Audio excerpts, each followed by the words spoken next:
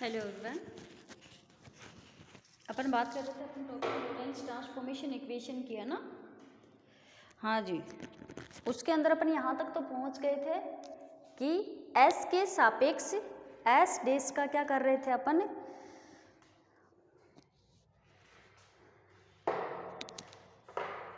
S के सापेक्ष S डेस का वेग प्लस एक्स दिशा में v है ना। तो भाई यहाँ पे किसकी बात कर रहे हैं अपन, कौन से फ्रेम की बात कर रहे हैं, एस वाली की कर रहे हैं, ठीक है जी, ओके। तो ओरिजिन पॉइंट भी किसका होगा, एस का ही तो होगा। अब मानो ये चीज़ तो मैंने यहाँ पे लिख दी कि एस के सापेक्ष इस एस डेस का वेग प्लस एक्स दिशा में v है, तो यहाँ पे v इक्वल अपन ने क्या कर दिया, dx अपॉन dt कर दिया। पर इस पॉइंट के ऊपर ये कौन से की बात कर रहे हैं भाई, फ्रेम s की बात कर रहे हैं, तो ओरिजिन पॉइंट कितना हो गया, इस s का ही तो लेंगे। अगर मेरे को ये बताओ यहाँ पे कोई भी व्यक्ति खड़ा होकर, अगर यहाँ पे कोई भी व्यक्ति खड़ा है तो मूल बिंदु पर है, या कोई भी व्यक्ति प्रेषक एस डेस के मूल बिंदु पर है, सॉरी हाँ जी, इसके मूल बिंदु पर है, ठीक है। अरे इसका मूल बिंदु क्या है, यहाँ पे O है, ओके। अगर कोई भी व्यक्ति एस डेस के फ्रेम एस डेस के मेन या फिर ओरिजिन पॉइंट पर खड़ा हो तो यहाँ पे अक्ष डेस इक्वल क्या हो जाएगा, 0 होगा ना, होगा कि नहीं होगा। क्यों, क्योंकि फ्रेम कौन से की बात कर रहे हैं, एस डेस की, ओरिजिन पॉइंट भी इसी का है, ओरिजिन पॉइंट इसका है, तो ये एक्सिस भी इसकी ही होनी चाहिए कि नहीं होनी चाहिए। कोई भी व्यक्ति अगर मान लो मैं यहीं पे खड़ी होके मेरे ही पॉइंट के सापेक्ष में वेग बताऊं तो कितना होगा, वो 0 होगा कि नहीं होगा, मैं कैसे बता सकती हूँ, मेरे ही सापेक्ष नहीं बता सकती हूँ। तो इस पॉइंट के ऊपर खड़े व्यक्ति का वेग कितना हो जाएगा, अक्ष डेश इक्वल 0। तो देखो जी यहाँ पे क्या लिखोगे आप, लाइन, यहाँ प्रेषक एस डेस के मूल बिंदु, यहाँ प्रेषक एस डेस के मूल बिंदु O पर, मूल बिंदु पर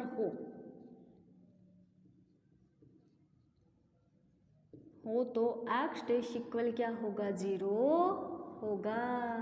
अब अक्ष डेश देखो 8, 9, 10, 11 में किसके पास है अक्ष डेश, इक्वेशन 8 के पास है, तो कर दो उसको 0। ये वाली वैल्यू अक्ष डेश इक्वल वाली वैल्यू किसके पास रखो, किस में रखोगे, इक्वेशन 8 के अंदर रखोगे, तो चलो रख दो। अक्ष डेश इक्वल अल्फा अक्ष प्लस बीटा टी आ गया, ठीक है। अल्फा अक्ष इक्वल कितना आ जाएगा, माइनस बीटा टी आ गया, ठीक है।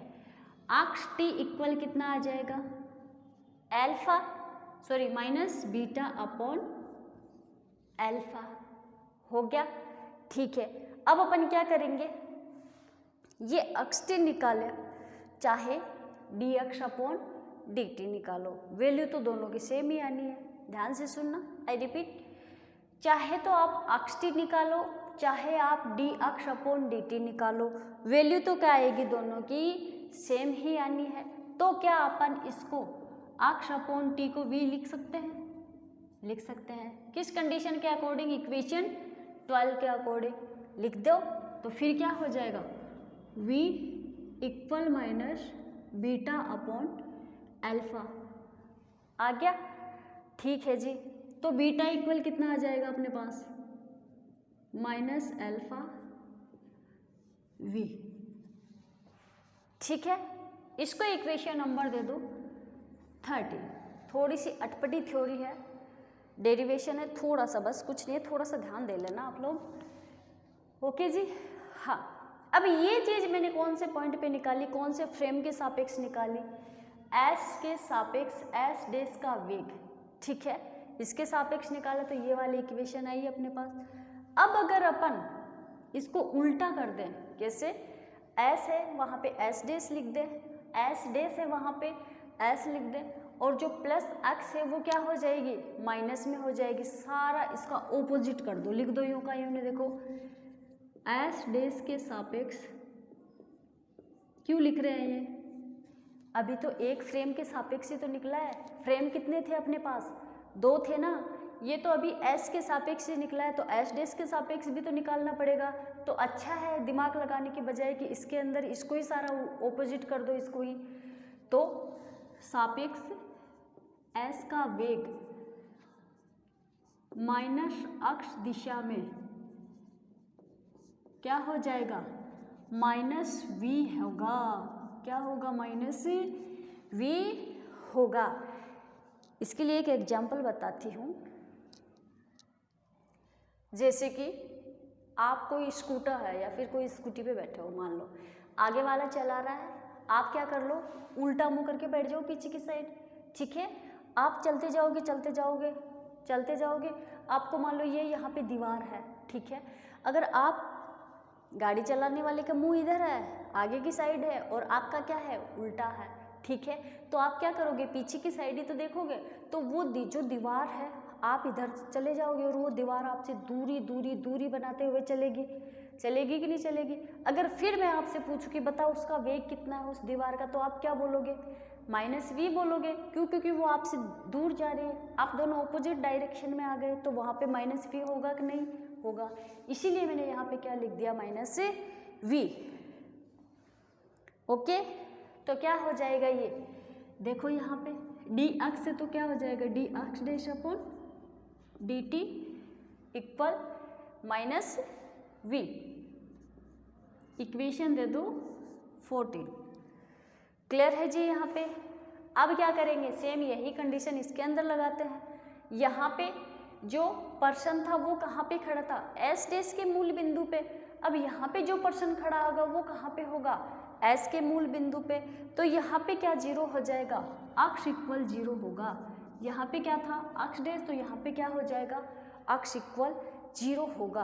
तो क्या कर दोगे आप, अक्ष इक्वल जीरो।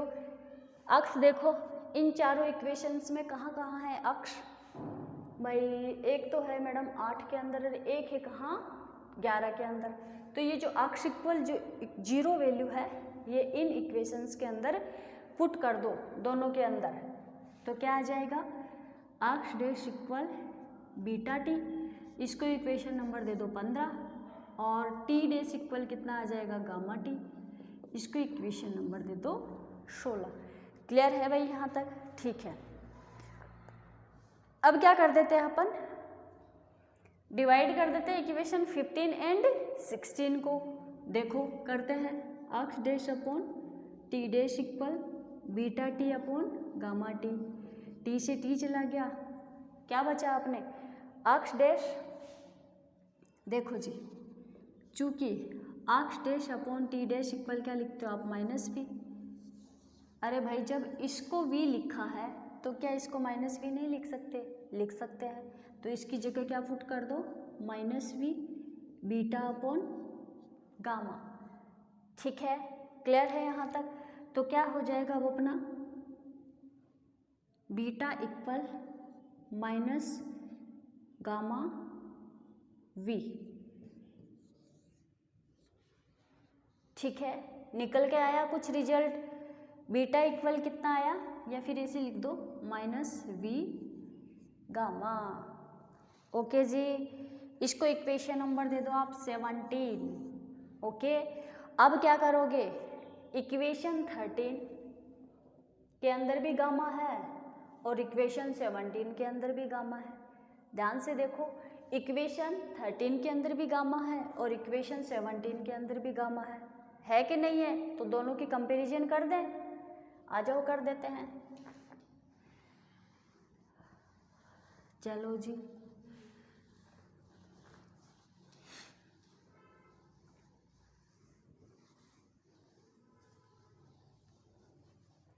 तो क्या आ जाएगा अपने पास, फ्रॉम इक्वेशन 13 एंड 17, लिख नहीं रही हूँ बस बता रही हूँ, फ्रॉम इक्वेशन 13 एंड 17 क्या आ जाएगा, minus v gamma equal minus alpha v. ठीक है, तो क्या आ जाएगा, माइनस से माइनस चला गया, वी से वी चला गया, तो क्या बचा अपने पास, अल्फा इक्वल गामा।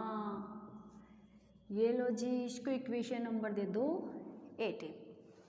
अब बताओ, अब ये मान कहाँ रख दोगे आप, इक्वेशन 8, 9, 10, 11। ठीक है, ये जो वैल्यू आई है इसको कहाँ रख दोगे, इक्वेशन 8, 9, 10, 11। चलो पुट करते, क्या आता है, अक्ष डैश इक्वल अल्फा की जगह क्या है, गामा। या पहले देखो, अल्फा अक्ष प्लस बीटा टी। ठीक है, आ जाओ, अब अपने पास क्या बचेगा, पहले देखो किस किस की वैल्यू रखेंगे अपन। ठीक है, कौन कौन सी इक्वेशन 8, 9, 10, 11 के अंदर रखेंगे अपन। ठीक है, देखते हैं। देखो, एक तो ये वाली, एक ये वाली और एक ये वाली। ठीक है, इन तीनों की वैल्यू अपन इन इक्वेशंस के अंदर पुट कर देते हैं, या फिर मैं सोल्व करती हूँ जैसे जैसे आप लोग देखते जाना। ठीक है, तो यहाँ पे चूंकि बीटा इक्वल आप लोग जानते हो क्या होता है, माइनस अल्फा वी। तो यहाँ पे पुट कर दो, अक्ष डैश इक्वल अल्फा अक्ष माइनस अल्फा वी टी हो गया। अब यहाँ से क्या कॉमन ले लो, अल्फा कॉमन ले लो, अक्ष डैश इक्वल कितना आ जाएगा, अल्फा अक्ष minus v T.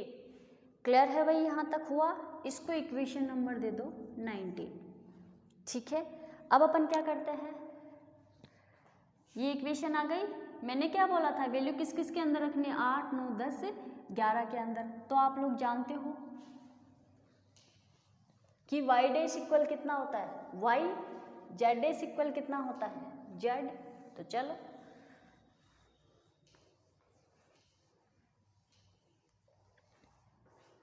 y dash equal, ये लिखने जरूरी है भाई, ये मत सोचना कि सेम सेम आ रहे तो छोड़ देते हैं ना। 20, z डैश इक्वल z 21। अब करते हैं t डैश की बात। t डैश इक्वल क्या आ जाएगा, del x plus gamma t. ये अपन क्यों कर रहे हैं भाई, ये जो अपन ने अचर राशियाँ जो ली है ना, अल्फा, बीटा, गामा, डेल्टा और गामा, इनकी वैल्यू निकाल रहे हैं अपन। ठीक है, इसके लिए ये सारी कंडीशन कर रहे हैं अपन। तो अपने पास क्या आ जाएगा, आप लोग जानते हो। देखो, गामा इक्वल कितना होता है, अल्फा होता है। तो यहाँ पे पुट कर दे, अपने पास क्या आ जाएगा, देखो gamma equal alpha, value put करके देखते फिर क्या आता है, टी डैश इक्वल डेल्टा अक्ष प्लस अल्फा टी। ठीक है, तो यहाँ से क्या कॉमन ले लोगे, कुछ भी कॉमन नहीं लोगे, इसको इक्वेशन नंबर दे दो 22। ओके जी, अब क्या करोगे, माना समीकरण 19, 20, 21 एंड 22, 19, 20, 21 एंड 22 क्या है, लोरेंज ट्रांसफॉर्मेशन इक्वेशन है। क्या है ये, लोरेंज ट्रांसफॉर्मेशन इक्वेशन है। तो यह समीकरण 2 को संतुष्ट करेंगे। तो ये क्या करेंगे, इक्वेशन कोई टाइम में पीछे जो 2 आई थी, ये संतुष्ट करेंगे क्या, अर्थात 2 में यह मान रखने पर हमें समीकरण इक्वेशन 1 क्या हो जाएगी, मिल जाएगी। ठीक है, ये वाली वो इक्वेशन है जो वाली अपन इक्वेशन 1 के अंदर पुट करेंगे, तब जाके अपने पास वो 2 वाली इक्वेशन मिलेगी। 2 वाली है कि 1 वाली है, वो वाली अपने को मिल जाएगी। देखो अभी देखते हैं अपन, अपनी इक्वेशन थी वो x square plus y square plus z square minus c square t square equal 0, ये वाली इक्वेशन थी। अब अपने पास यहाँ पे एक्स स्क्वायर की वैल्यू भी है और वाई डैश की भी है। अच्छा जी, डैश में आएगा, मैंने क्या कर दिया यहाँ पे, बिना डैश के कर दिया क्या, ये लो ये लो जी, ठीक है। अक्ष डेश की वैल्यू 19 है, वाई डेश की 20 है, जेड डेश की 21 है एंड टी डेश की 22 है। चलो आ जाओ, वैल्यू पुट करते हैं, फिर सॉल्व करते हैं, देखिए क्या होता है।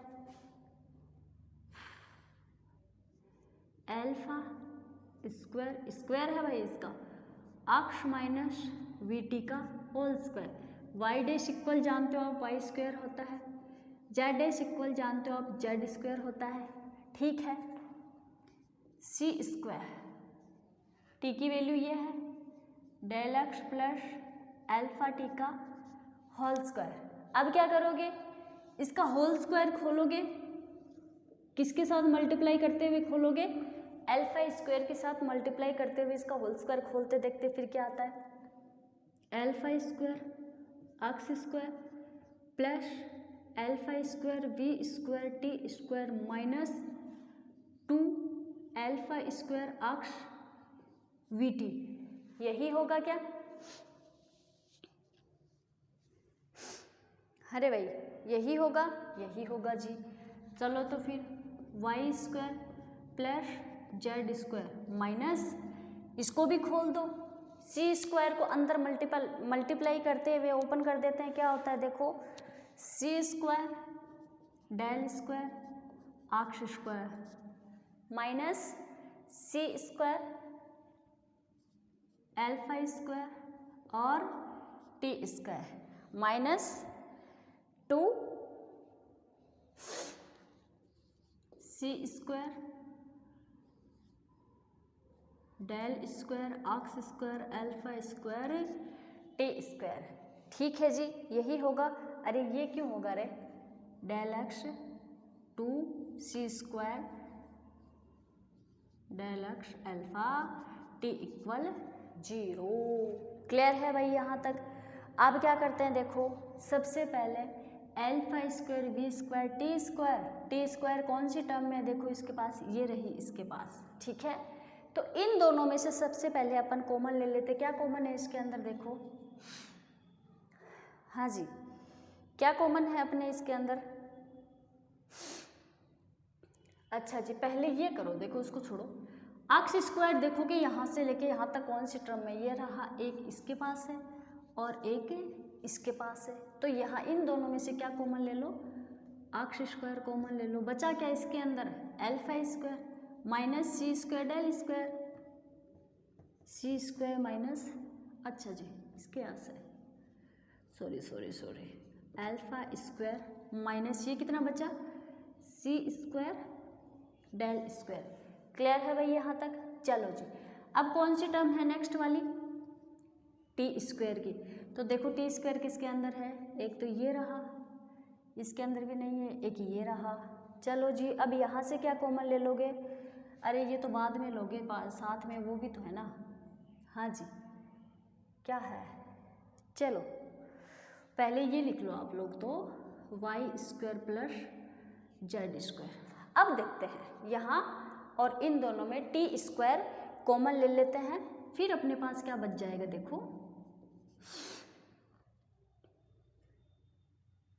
हाँ जी एल्फा स्क्वायर वी स्क्वायर, ठीक है, सी स्क्वायर एल्फा स्क्वायर, ठीक है जी।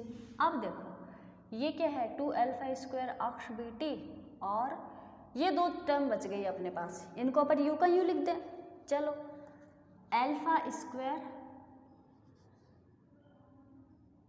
X v T 2 x v T, हाँ जी माइनस, कहाँ गया, सब एक जैसा हो गया यहाँ पे, ये लिखो, ये रहा 2 c square del x alpha t equal 0। Okay जी, इसको इक्वेशन नंबर दे दो 23। क्लियर है। अब फ्रॉम इक्वेशन 1 क्या करोगे भाई, अब फ्रॉम इक्वेशन 1 से देखो, इक्वेशन 1 क्या थी अपने पास, देखते हैं क्या थी।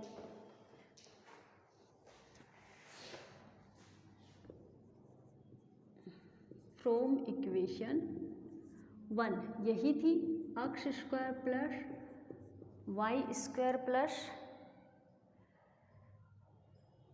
Z square minus c square t square equal 0। इसको इक्वेशन नंबर बोल दो 24। मानते हैं कि एक बार एक ही इक्वेशन को 2 बार नंबरिंग क्यों दी, देना पड़ता है कभी कभी। यहाँ पे देखो दे दिया अपन ने। चलो जी, अब क्या करेंगे, इक्वेशन 23 और इक्वेशन 24 दोनों की कंपैरिजन करते हैं। ठीक है, इक्वेशन 23 और इक्वेशन 24 दोनों का क्या करते हैं, कंपैरिजन करते हैं। फिर देखते हैं अपने पास क्या आता है। देखो यहाँ पे सबसे पहले क्या एक्स स्क्वायर है, यहाँ पे एक्स स्क्वायर है, तो उसके अंदर एक्स स्क्वायर के साथ में कोई गुणांक नहीं है, नहीं है। इसके पास है तो वहाँ पे लिख दो। क्या लिखोगे, ये वाला लिखो, अल्फा स्क्वायर। सबसे पहले किसकी तुलना कर रहे हैं, तुलना करना तो आता है क्या, यहाँ पे एक्स स्क्वायर है, यहाँ पे भी एक्स स्क्वायर है, तो तुलना कर रहे हैं। उसके पास कोई गुणांक नहीं है पर इसके पास तो है ना, तो लिख दो इसको alpha square minus c square del square 0। ठीक है, आगे कोई चीज़ है ही नहीं। अच्छा जी, क्या आएगा यहाँ पे 1।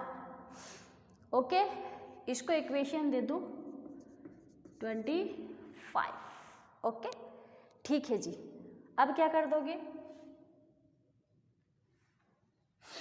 अब अपन तुलना करते हैं। वहाँ पे क्या है, y square. Y square equal क्या है, वाई स्क्वायर हट जाएगा। जेड स्क्वायर क्या है, जेड स्क्वायर है, क्या हो जाएगा, हट जाएगा। अब वहाँ पे क्या है, टी स्क्वायर है, यहाँ पे भी टी स्क्वायर है। टी स्क्वायर की तुलना करो, क्या आ जाएगा, उसके पास गुणांक क्या है, सी स्क्वायर है। इसके पास गुणांक क्या है, alpha square v square minus c square alpha square है। तो चलो लिख दो दोनों को। पहले ये लिखो alpha square v square minus c square alpha square equal, इसके पास क्या है, माइनस सी स्क्वायर है कि नहीं है भाई, है। अब बाकी का बचा क्या अपने पास, इसकी भी तुलना कर ली, इसकी भी तुलना कर ली, इसकी भी तुलना कर ली। इन तीनों चीज़ों की तो तुलना कर ली, तो ये तो हट गए यहाँ से। क्लियर है, बचा क्या, ये 2 चीज़ बची, तो लिख दो इनको भी साइड में। Minus alpha square 2x we T minus 2c square delta x alpha T equal 0। ठीक है जी, इसको इक्वेशन नंबर दे दो 27। चलो जी, अब बात करते हैं अपन आगे।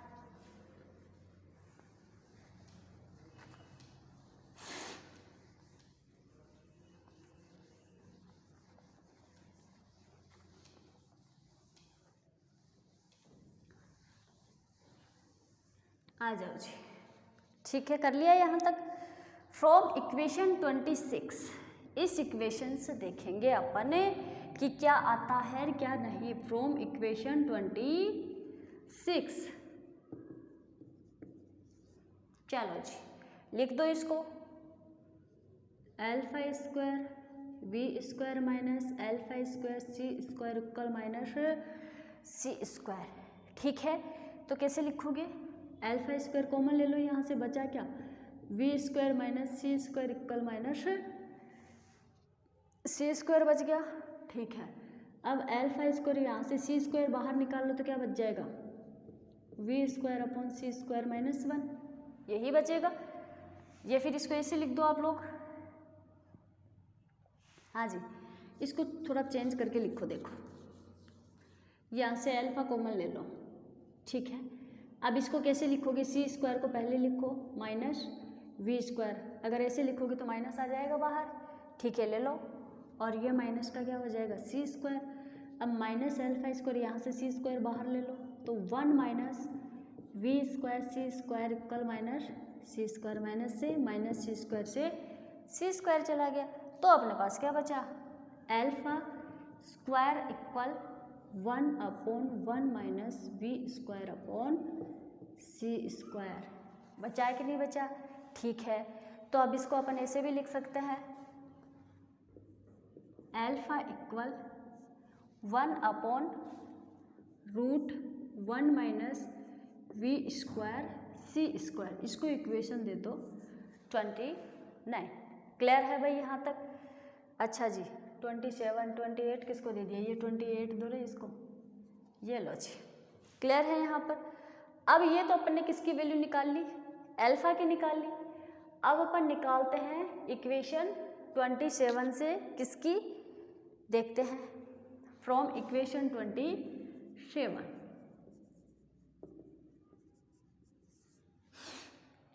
दोनों को अलग अलग करके लिख दो। Minus alpha square 2x vt equal to c square del x alpha t. लिख दिया? ठीक है। क्या करोगे? ये 2 से ये 2 चला गया। अच्छा जी, इसके पास सी नहीं है क्या रे? नहीं है।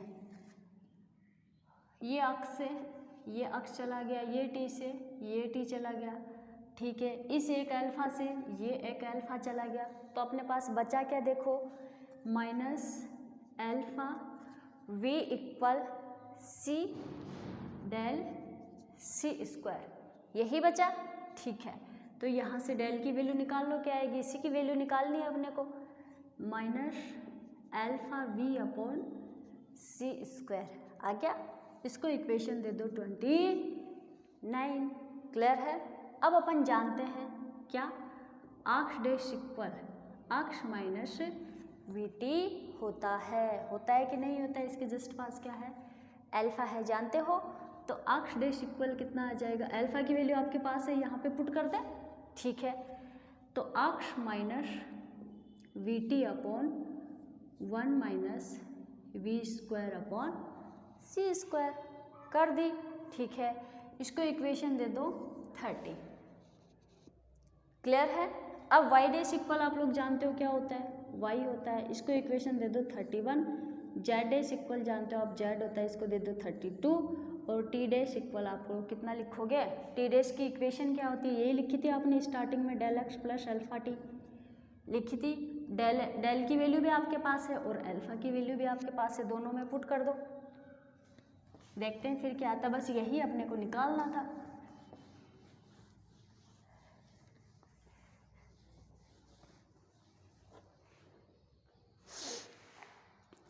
चलो जी, डेल इक्वल आप लोग जानते हो क्या होता है? ये रहा alpha v upon c square, तो कर दो। टी डैश इक्वल क्या आ जाएगा आपके पास? अल्फा टी डायरेक्टली कर रही हूँ, alpha t minus alpha v upon t square. ठीक है जी, माइनस था ना तो लिख तो दिया माइनस साथ में। ओके, तो टी डैश इक्वल कितना आ जाएगा? Alpha t minus v upon c square. यहाँ से क्या कर लिया अपन ने? अल्फा कॉमन ले लिया, तो क्या बचा? T minus v. अक्ष भी तो है साथ इसके, कहाँ है अक्ष? कहाँ गया रे अक्ष? अच्छा,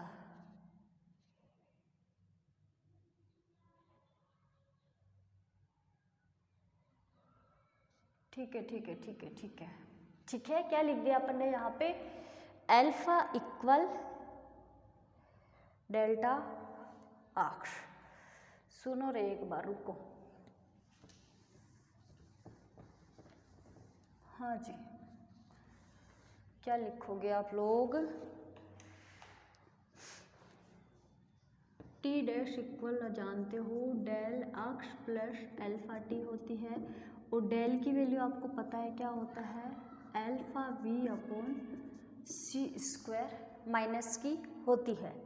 ठीक है, तो टी डैश इक्वल पुट कर दो अल्फा टी, हाँ ये रहा ना अल्फा वी, ये रहा अक्ष अपॉन सी स्क्वायर। यहाँ से अल्फा कॉमन ले लो तो फिर क्या बच जाएगा आपके पास? T minus v x upon c square. ठीक है, तो टी डैश इक्वल कितना आ जाएगा? अल्फा की वैल्यू आप लोग जानते हो, t minus v x upon c square upon 1 minus v square upon c square. इसको इक्वेशन दे दो 33। बस यही अपने को सोल्व करना था। अक्ष डैश की भी निकाली, वाई डैश की भी, जेड डैश की भी और टी डैश की भी।